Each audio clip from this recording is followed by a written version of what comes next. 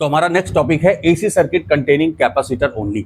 जैसा कि पिछले वाले टॉपिक में हम लोगों ने जाना था कि किसी भी एसी सर्किट में हम लोगों ने पहले रेजिस्टेंस लगाया और देखा कि वहां पर वोल्टेज और करंट का फेज सेम रहता है।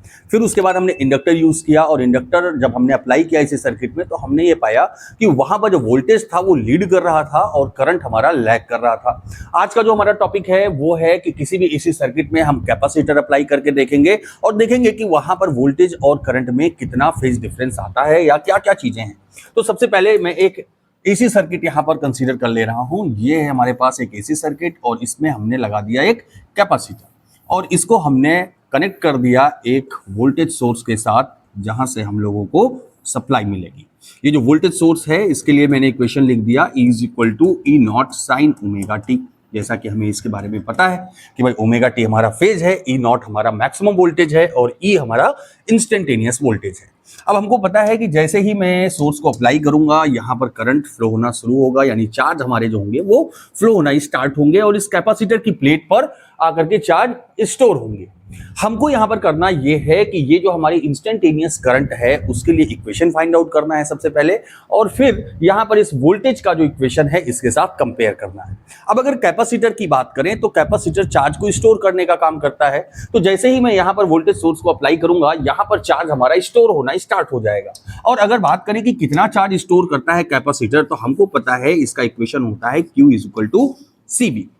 Q is equal to CV ये मैथमेटिकल रिप्रेजेंटेशन है चार्ज स्टोर बाय कैपेसिटर। अगर ये कहा जाए कि इस कैपेसिटर की प्लेट के क्रॉस कितना पोटेंशियल डिफरेंस होगा तो पोटेंशियल डिफरेंस उतना ही होगा जितना हम इसको यहां पर वोल्टेज सप्लाई देंगे, है ना। यानी कि V is equal to E, इतना पोटेंशियल डिफरेंस इन दोनों प्लेट के बीच में होगा जितना हम इसको यहां पर सप्लाई दे रहे हैं। और अगर ऐसा है तो ये जो हमने इक्वेशन लिखा है Q is equal to CV, इसकी जगह पर मैं लिख सकता हूं Q is equal to CE। ठीक है, और यहां से E जो इंस्टेंटेनियस वोल्टेज है उसकी वैल्यू में यहां से E naught sine omega T अगर पुट करूंगा तो ये इक्वेशन हमारा बनेगा Q is equal to C E naught sine omega T. Okay, ठीक है। अब अगर बात की जाए कि आपने एक इक्वेशन पढ़ा था इंस्टेंटेनियस करंट का जो कि I इज इक्वल टू क्या होता था dQ बाई dt होता था। तो यहां पर अगर उस इक्वेशन को मैं लिखूं जो कि है I is equal to dQ by dt, क्या बताता है ये? Rate of flow of current. और ये करंट की कौन सी वैल्यू है? इंस्टेंटेनियस वैल्यू है। अगर यहां पर Q की वैल्यू मैं पुट कर दूं तो जो इक्वेशन हमारे पास आएगा उसे सॉल्व करके हम इंस्टेंटेनियस वैल्यू ऑफ करंट का इक्वेशन फाइंड आउट कर सकते हैं जो कि होगा I is equal to d upon dt और यहां पर Q की वैल्यू अगर रखी जाए तो ये होगा C E naught sine omega T. Okay, यानी कि यहाँ पर d बाई dt है, इसका मतलब हमें इस इक्वेशन का डिफरेंशिएशन करना है और अगर डिफरेंशिएशन करना है तो जो कांस्टेंट टर्म है उनको मैं पहले बाहर लिख लूं तो ये इक्वेशन हो जाएगा I is equal to C E naught d by dt sine omega T, या यहीं पर डायरेक्ट कर लेते हैं इसका डिफरेंशिएशन। देखिए साइन ओमेगा टी का जब डिफरेंशिएशन करेंगे तो जब इंटीग्रेशन करते थे तो ओमेगा टी में से ओमेगा हमारा डिवाइड हो जाता था, नीचे आ जाता था, लेकिन जब हम डिफरेंशिएशन करेंगे तो ओमेगा हमारा मल्टीप्लाई हो जाएगा। तो ये हो जाएगा C E नॉट ओमेगा और साइन का क्या होगा? Cos omega T.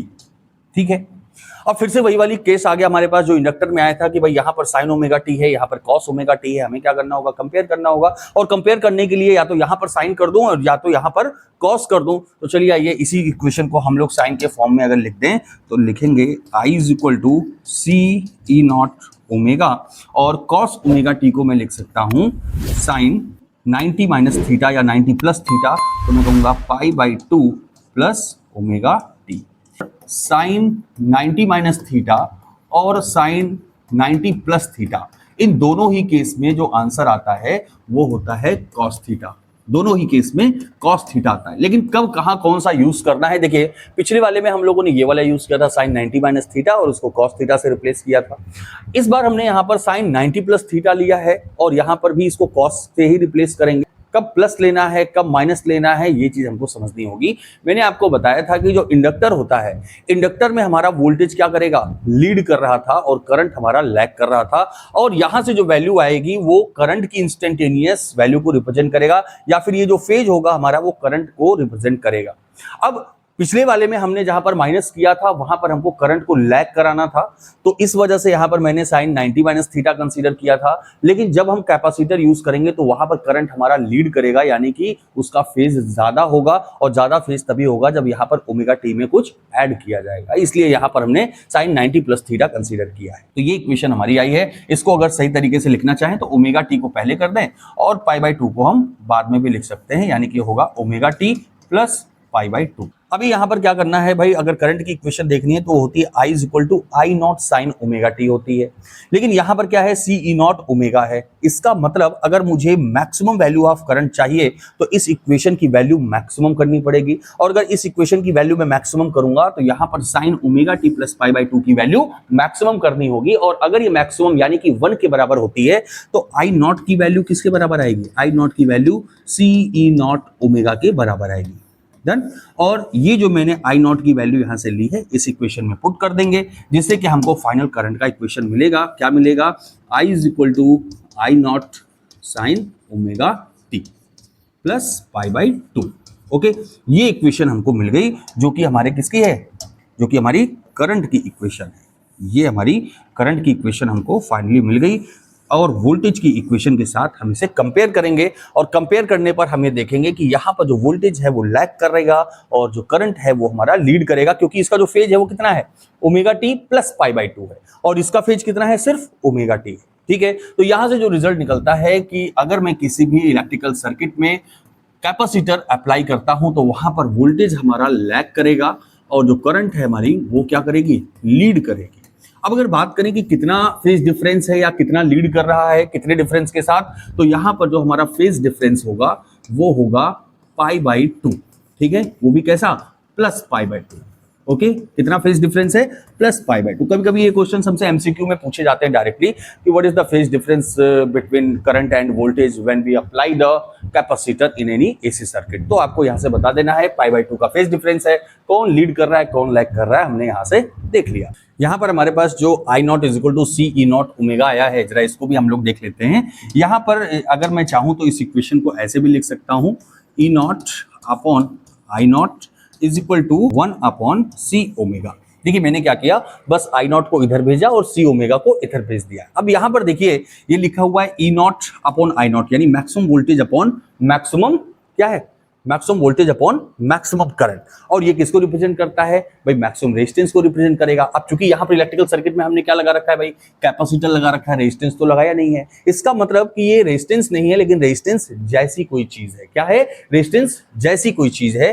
तो हम इसे क्या लिखेंगे, हम इसे लिख देंगे XC is equal to 1 upon omega C. यहां पर ये जो XC लिखा है मैंने, ये रेजिस्टेंस नहीं है, रेजिस्टेंस जैसी कोई चीज है, और इसको हम लोग किस नाम से जानते हैं, हम इसको कहते हैं capacitive reactance. Capacitive reactance. Okay, ये हमारा कैपेसिटिव रिएक्टेंस है। जैसे हम लोगों ने इंडक्टर वाले में इंडक्टिव रिएक्टेंस फाइंड आउट किया था, वैसे ही यहाँ पर कैपेसिटर में कैपेसिटिव रिएक्टेंस है, और इन दोनों का यूज हम लोग जब एलसीआर सर्किट पढ़ेंगे तो वहां पर कर।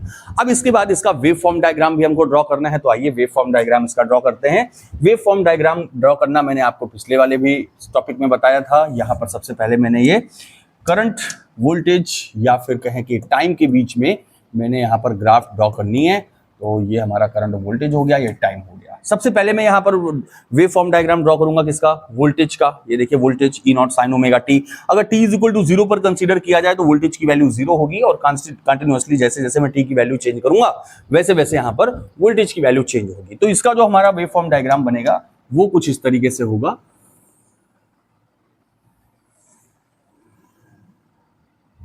डन। ये हमें क्या रिप्रेजेंट कर रहा है, ये वोल्टेज की पीक वैल्यू को यानी कि मैक्सिमम वैल्यू को रिप्रेजेंट कर रहा है। ये हमारा 0 है। अब मुझे यहाँ पर करंट का वेव फॉर्म डायग्राम ड्रॉ करना है। भाई करंट की अगर बात करें तो यहाँ पर देखिए करंट का जो फेज है वो है omega t plus pi by 2, यानी कि करंट आगे होगा, और अगर आगे करना है तो T is equal to 0 time पर करंट की वैल्यू मैक्सिमम होगी। तो इसके लिए यहाँ पर जब वेव फॉर्म डायग्राम ड्रॉ करेंगे तो देखिए क्या होगा, यहाँ पर करंट की value t is equal to 0 पर मैक्सिमम होगी, यानी कि जो इसका वेव फॉर्म डायग्राम होगा वो कुछ इस तरीके से होगा। देखिए पाई बाई 2 का यहाँ पर डिफरेंस है, ये पाई है, ये 3 पाई बाई 2 है, और ये 2 पाई है। ओके, तो ये जो वेव फॉर्म डायग्राम बनेगा वो कुछ इस तरीके से होगा यहाँ पर। ओके, ऐसे इस तरीके से करंट का वेव फॉर्म डायग्राम बनेगा, जो कि आपको दिख रहा है।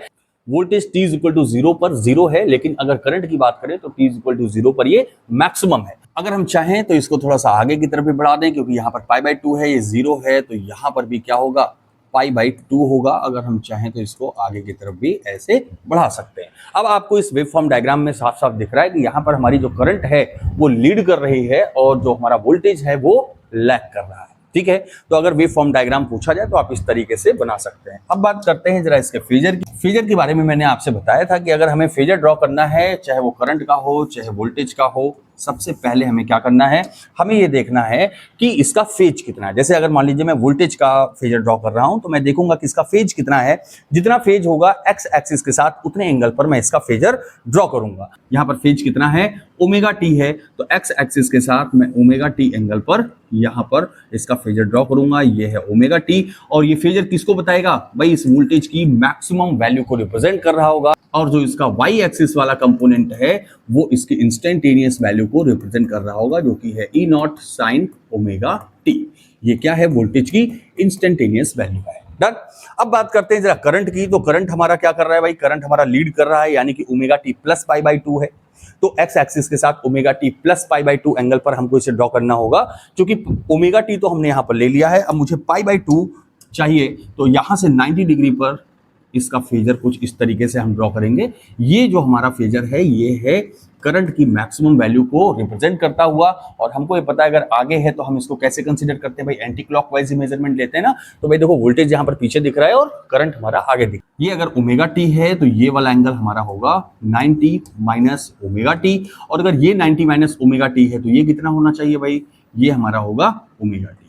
अच्छा, इसका जो वाई एक्सिस वाला कंपोनेंट है भाई वो किसको रिप्रेजेंट कर रहा है, तो वो करंट की इंस्टेंटेनियस वैल्यू को रिप्रेजेंट करेगा। ये होगा ओमेगा टी प्लस π/2। ओके, और ये क्या है भाई, ये करंट की इंस्टेंटेनियस वैल्यू है। डन।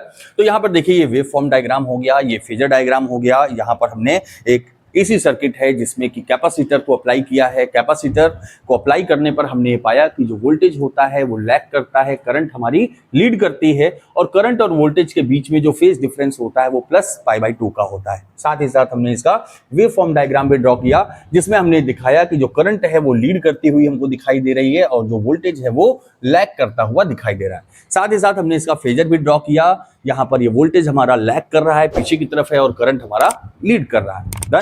तो ये हमारा टॉपिक कंप्लीट होता है। मुझे उम्मीद है कि आप इसके पिछले वाले टॉपिक्स को भी कवर किए होंगे, जहां पर हमने रेजिस्टर लगाया, इंडक्टर लगाया, और अब ये कैपेसिटर। इसके बाद हम लोग पढ़ेंगे एलसीआर सर्किट के बारे में, जिसमें इन तीनों कंपोनेंट्स को हम लोग ऐड करेंगे और फिर वहां पर उसका इंपीडेंस फाइंड आउट करेंगे। मिलते हैं अगले वीडियो में, तब तक के लिए थैंक यू वेरी मच।